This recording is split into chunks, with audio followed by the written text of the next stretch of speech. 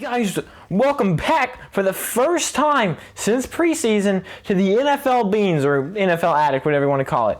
And by that I mean my channel is the NFL Addict, but the series that I do is called the NFL Beans. So if you're new to my channel, or if you were new for the past 3 months, the NFL Beans is this thing I started on before the season. I did 18 daily things of this, where I just sit down and I look at the news that happened that day and I go over it. So I was gonna wait until after the conference championship when there's only one game a week to start doing this, but now that nothing's really posting, I posted 2 videos, and in both of them it cut out like halfway through me recording, so I had to delete both of those. So now my last upload's from like 6 days ago, so I'm just gonna start recording these daily things again.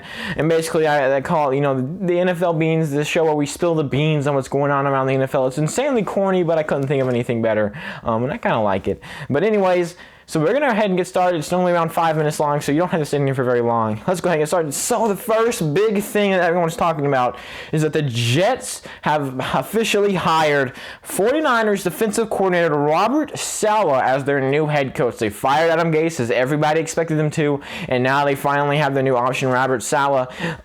He was a defensive coordinator, so obviously he's a pretty defensive guy. I was kind of confused about that because I thought they would hire someone who's really offensive focused. Obviously, they're going to be looking to revamp that offense either by getting some tools around Sam Darnold, and I thought maybe an offensive guy would be good at drafting or signing guys like that, knowing how to do that kind of stuff. But then I heard that he is actually he's the first Muslim American head coach, so congratulations to him. And also Mike LaFleur, Matt LaFleur, the head coach of the Packers' brother, is going to be signing on as their offensive coordinator along with Robert Saleh.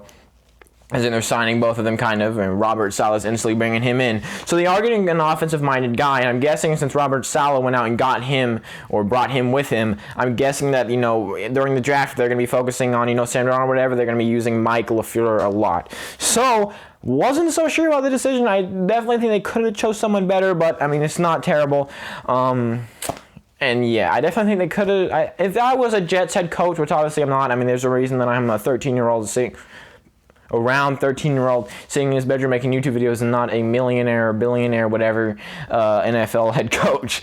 And also another good head coach signing, we have the Jaguars hired Urban Meyer. Everyone was fighting over him. He was getting, interviews from all over the place. He was the big, who's going to get Urban Meyer as their head coach?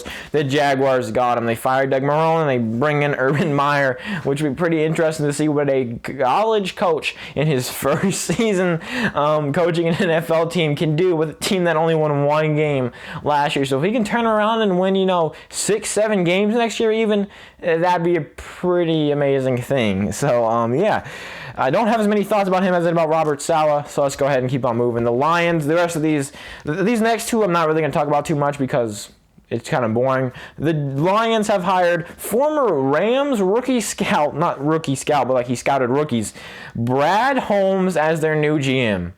And I'm not, just going to sit here and talk about GMs a bunch because GMs is a bunch of like money and financial crap, and that's boring. And another GM signing, the Panthers have hired former Seahawks Vice President Scott Fitterer as their new general manager. Now we have one last thing to talk about that doesn't have anything to do with anyone signing, is that Von Miller, who was injured this whole season, did not play a single snap, is under criminal investigation.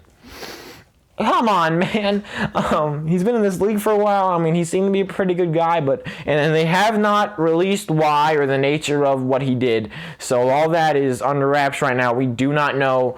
We won't know probably unless they figure out that it was him. They're not going to say, oh, he's under investigation for shooting 50 people, finds out he didn't do it. So yeah, again, these are not very long videos. Just you can sit in here and find out what's going on, so you don't have to sit there and read 50 different articles like I do. Thank you so much for watching this video. We post videos every single day, so please subscribe, and I hope to see you in my next one. Goodbye.